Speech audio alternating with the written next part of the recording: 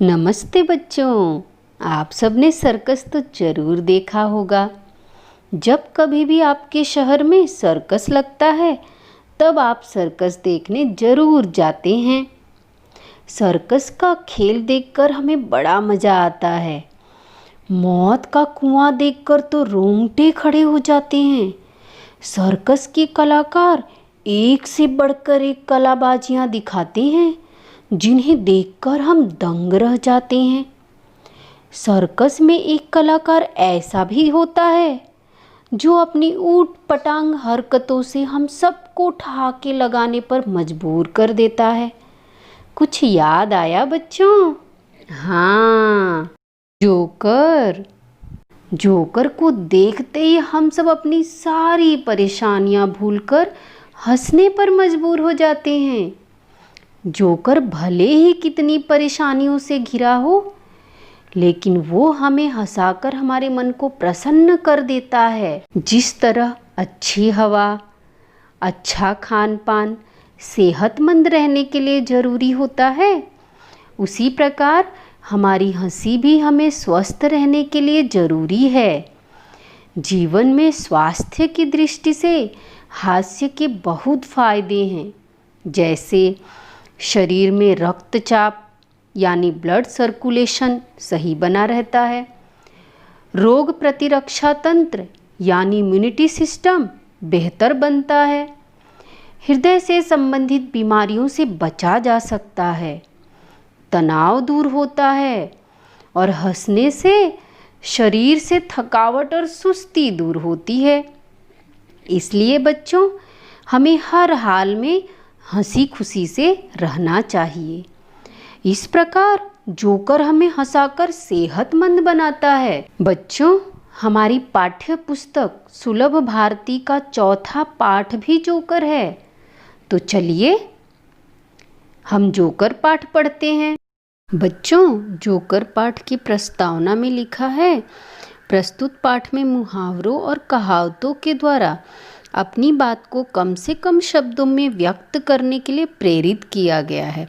व्यक्त करना मतलब प्रकट करना या जाहिर करना, प्रेरित करना मतलब प्रोत्साहित करना या मोटिवेट करना। तो इस पाठ में आपको मुहावरों और कहावतों का इस्तेमाल करना है और बातचीत करते समय कम से कम शब्दों का प्रयोग करके अपनी भाषा को समृद्ध बनानी है। तो सबसे पहले हम जानने की कोशिश करेंगे कि मुहावरे और कहावतें क्या होते हैं। तो सबसे पहले देखिए मुहावरा। मुहावरे अपने शाब्दिक अर्थ का ज्ञान न कराकर किसी अनोखे अर्थ को बताते हैं। अब यहाँ जैसे एक उदाहरण दिया है, 9 2 11 होना।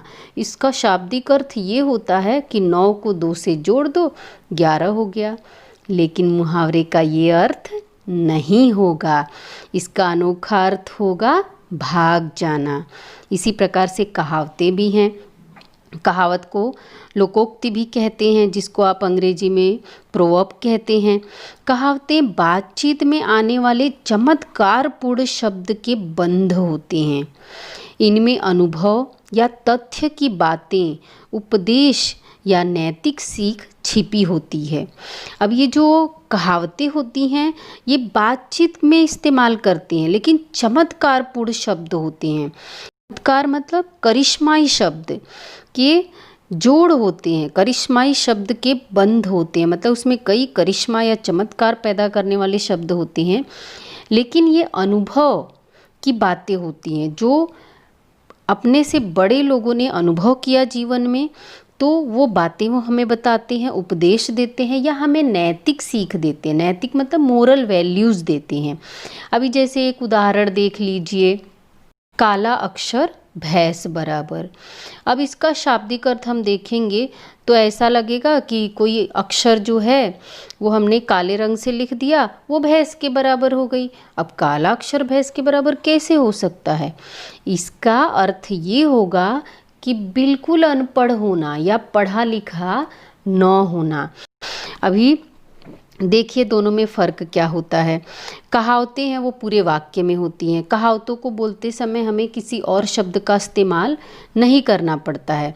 जैसे एक कहावत देख लीजिए, उल्टा चोर कोतवाल को डांटे। अगर कोई गलती करके उल्टा हमें ही डांटे तो हम उसे बोल सकते अरे उल्टा चोर कोतवाल को डांटे। तो इस प्रकार से कहावतों में किसी दूसरे शब्दों के इस्तेमाल करने की ज़रूरत नहीं होती है। कहावतें जो हैं वो अपने आप में पूरी होती हैं, लेकिन मुहावरे अपने आप में पूरे नहीं होते हैं। उनको बोलते समय हमें दूसरे शब्दों का इस्तेमाल करना पड़ता है। जैसे पहले मैंने आपको एक उदाहरण दिया था 9 2 11 होना, तो आप ऐसे सीधे नहीं बोल सकते 9 2 11 होना।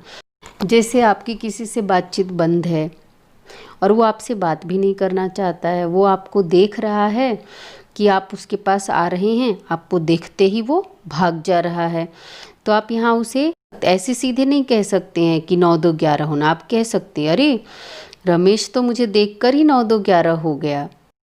तो चलिए बच्चों, अब हम पाठ पर चलते हैं।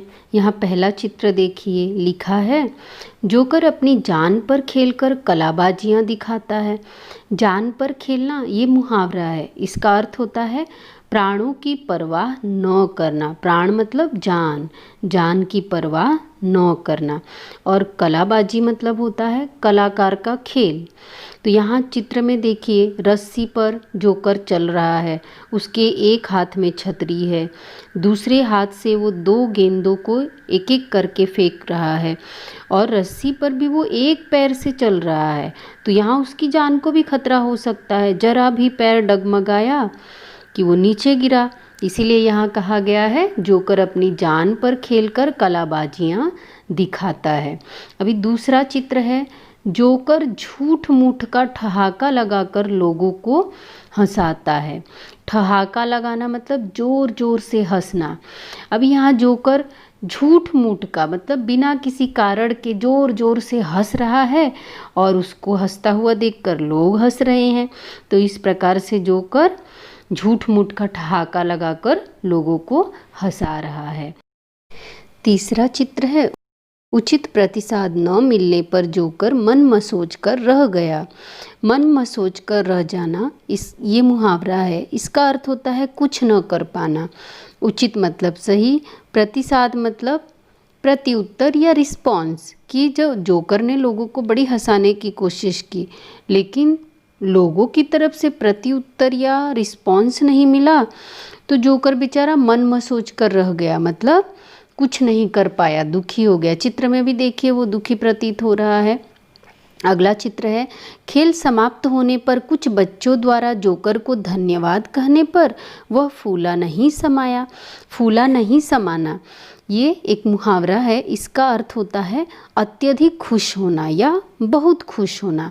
और जब सर्कस का खेल समाप्त हो गया तो कुछ बच्चों ने उसे धन्यवाद कहा और धन्यवाद शब्द सुनकर जोकर बहुत खुश हो गया। अगला चित्र, एक बच्चे को अपनी नकल करते देखकर जोकर दंग रह गया। दंग रह जाना मुहावरा है। इसका अर्थ होता है आश्चर्यचकित होना। और जब जोकर ने देखा कि एक बच्चा उसके जैसी नकल कर रहा है तो ये देखकर जोकर आश्चर्यचकित या दंग रह गया। अगला वाक्य है, जोकर शोर मचाने वाले बच्चों को आंखें दिखा रहा था। आंखें दिखाना मतलब गुस्सा होना। जब जोकर ने देखा कि कुछ बच्चे शोर मचा रहे हैं तो जोकर उन बच्चों को आंखें दिखा रहा था, मतलब गुस्सा हो रहा था या बच्चों को अपनी आंखों द्वारा गुस्सा दिखा रहा था। अगला है, मौका मिलने पर जोकर कलाकारों के कर्तव्यों का श्रेय लेता है। अर्थात गंगा गए गंगादास, जमुना गए जमुनादास।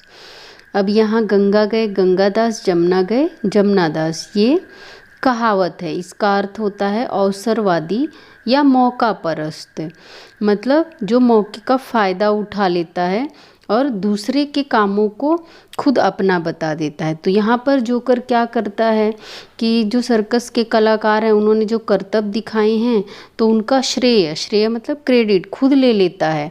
तो इसीलिए यहाँ उसे कहा गया है गंगा गए गंगादास, जमुना गए जमुनादास। अगला है, गाना तो आता नहीं और जोकर कहता है गला खराब है। यह तो ऐसा ही हुआ, नाच न जाने आंगन टेढ़ा। अभी ये नाच न जाने आंगन टेढ़ा कहावत है। इसका अर्थ होता है अपना दोष छिपाने के लिए औरों में कमी बताना। मतलब अपनी खुद की गलती छिपाने के लिए हम दूसरों में कमी बताते हैं, उसे हम कहते हैं नाच न जाने आंगन टेढ़ा। अब इस चित्र में देखिए, जोकर को गाना गाने तो आता ही नहीं है, तो अपनी कमी छिपाने के लिए क्या कह रहा है कि उसका गला खराब है। तो इस प्रकार से बच्चों यहाँ पर मुहावरों और कहावतों का वाक्यों में प्रयोग दिया गया है, जो बड़ा ही रोचक है। आप दूसरों से भी बात करते समय मुहावरों और कहावतों का प्रयोग करेंगे तो आपकी भाषा बड़ी रोचक और मनोरंजक बन जाएगी। चलिए अब हम स्वाध्याय पर चलते हैं। यहाँ पर मुहावरों और कहावतों का अर्थ और वाक्य में प्रयोग दिया गया है, जिन्हें आप अपनी कॉपी में लिख लीजिएगा। अगर आप वाक्य में प्रयोग अपने मन से करना चाहते हैं तो भी कर सकते हैं। अगला प्रश्न खोजबीन का है। निम्नलिखित शब्द को लेकर 4 मुहावरे लिखो। यहाँ पर शब्द दिया है हाथ, तो हाथ शब्द को लेकर ही आपको 4 मुहावरे बनाने हैं। पहला होगा हाथ तंग होना। इसका अर्थ होता है कि पास में पैसा न रहना। दूसरा मुहावरा होगा हाथ बटाना। इस मुहावरे का अर्थ होता है मदद करना। तीसरा मुहावरा होगा हाथ पर हाथ रखकर बैठना, मतलब कुछ भी काम न करना। चौथा है हाथों हाथ लेना, मतलब खुशी खुशी स्वीकार करना। तो इनके अलावा बच्चों, अगर आप हाथ से संबंधित दूसरा कोई भी मुहावरा लिखना चाहते हैं तो आप अपनी कॉपी में लिख लीजिएगा। अगला प्रश्न है समझो हमें। चित्र की सहायता से 12 खड़ी के शब्द बनाकर लिखो। ये उत्तर आपको अपनी पाठ्य पुस्तक या टेक्स्ट बुक में ही लिखना है, इसको नोटबुक में लिखने की ज़रूरत नहीं है। यहाँ पर देखिए बच्चों, चित्र दिया है, चित्र का पहला अक्षर हमें लेना है, फिर वर्ड में यहाँ पर जो अक्षर दिया है वो लेना है, फिर दूसरे चित्र का अंतिम अक्षर लेकर हमें नया शब्द बनाना है। तो उदाहरण के तौर पर यहाँ पर पहला दिया गया है, ये पहला जो चित्र है वो कमल, और दूसरा चित्र है आम। तो कमल का क और फिर ल और आम का म, तो हो जाएगा क ल म। कलम मतलब पेन। दूसरे का पहला चित्र है कागज, दूसरा चित्र है महल, तो शब्द बनेगा काल। तीसरे का पहला चित्र है किताब, दूसरा चित्र है धन, प्लस साइन को हिंदी में धन कहते हैं, तो शब्द बनेगा किसान। चौथे का पहला चित्र है कील, दूसरा चित्र है सात, तो शब्द बनेगा कीमत। पांचवें का पहला चित्र है कुदाल, दूसरा चित्र है चार, तो शब्द बनेगा कुटीर। छठे का पहला चित्र है कूड़ेदान, दूसरा चित्र है झरना, तो शब्द बनेगा कूकना। कोयल जो बोलती है उसे कूकना कहते हैं। सातवें का पहला चित्र है कृपाण, दूसरा चित्र है फूल, तो शब्द बनेगा कल। आठवें का पहला चित्र है केला, दूसरा चित्र है कड़ा, तो शब्द बनेगा केकड़ा। नौवें का पहला चित्र है कैमरा, दूसरा चित्र है कंपास, तो शब्द बनेगा कैलाश। 10वें का पहला चित्र है कोट, दूसरा चित्र है नल, तो शब्द बनेगा कोयल। 11वें का पहला चित्र है कौवा, दूसरा चित्र है ट्रक, तो शब्द बनेगा कौशिक। 12वें का पहला चित्र है कंघा, दूसरा चित्र है कान, तो शब्द बनेगा कंगन। तो इस प्रकार से बच्चों आप इसे अपनी पाठ्य पुस्तक में ही पेंसिल से लिख लीजिएगा। फिर गृह कार्य में आपको प्रश्न दिया जा रहा है, किन्हीं 5 मुहावरों या कहावतों के सांकेतिक चित्र बनाओ। यहाँ पर 2 उदाहरण दिया गया है, इससे आपको समझ में आएगा। इसी प्रकार से आपको किसी 5 मुहावरे या कहावतों के चित्र बनाने हैं। जैसे यहाँ पर देखिए मुहावरा है घर की मुर्गी दाल बराबर, तो घर बना दिया गया है, मुर्गी बना दी गई है, दाल बना दी गई है, और फिर यहाँ पर बराबर का चिन्ह हो गया है, तो मुहावरा हो गया घर की मुर्गी दाल बराबर। इसी प्रकार से दूसरा चित्र है 9, 9 को 2 से जोड़ दिया गया है, 11 हो गया है, तो मुहावरा हो गया 9 2 11। तो ऐसे ही कोई 5 मुहावरे या कहावतें आप अपनी पाठ्य पुस्तक से भी ले सकते हैं, या आपको मालूम है कोई मुहावरा या कहावत तो वो भी ले सकते हैं। तो उनके ऐसे ही चित्र आप अपनी कॉपी में बना लीजिएगा। धन्यवाद।